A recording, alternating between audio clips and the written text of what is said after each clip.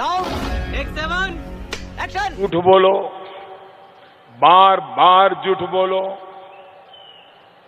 जो भी बोल सकते हैं सब झूठ बोलो, जहां भी बोल सकते हैं झूठ बोलो, जितनी बार बोल सकते हैं झूठ बोलो, किसी भी विषय पर बोलो तो सिर्फ और सिर्फ झूठ बोलो।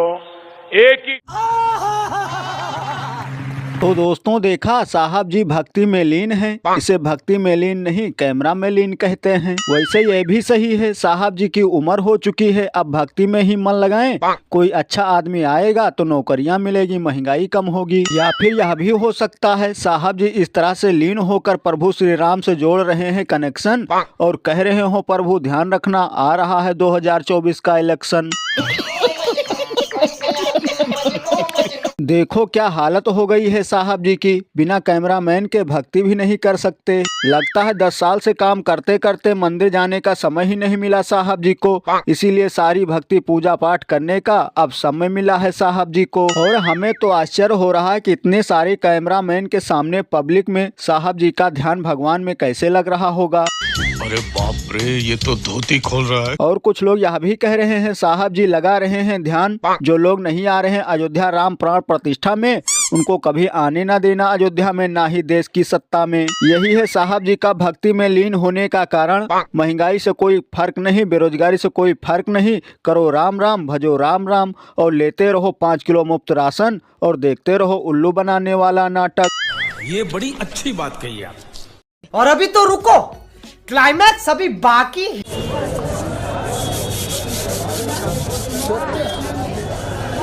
सर ये लो, पानी डालो, पानी डालो। हे प्रभु, हे हरि राम कृष्ण जगन्नाथ प्रेमानंद, ये क्या हुआ? ये सब क्या देखना पड़ रहा है? अच्छा है मैं अंधा हूँ।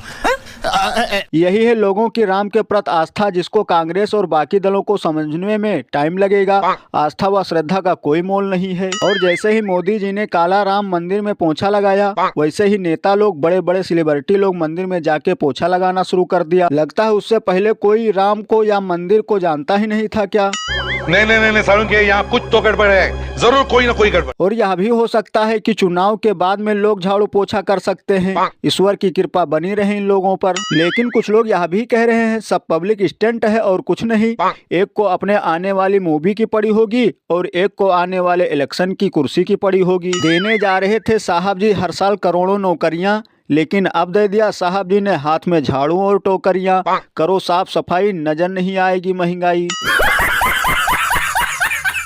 2014 से पहले कहते थे महंगाई कम होगी, बेरोजगारी खत्म होगी, लेकिन इन सब मुद्दों पर अब हो गई है चुप्पी। और किसानों की दुगनी करने आए थे आए, लेकिन कर दिए दुगने सांड और गाय। यही है साहब जी का धंधा, नहीं किसी चौराहे पर बेचते आमलेट और अंडा, नहीं कैसे चलेगी रोजी रोटी, या फिर पीसेंगे गांव में आटा की चक्की।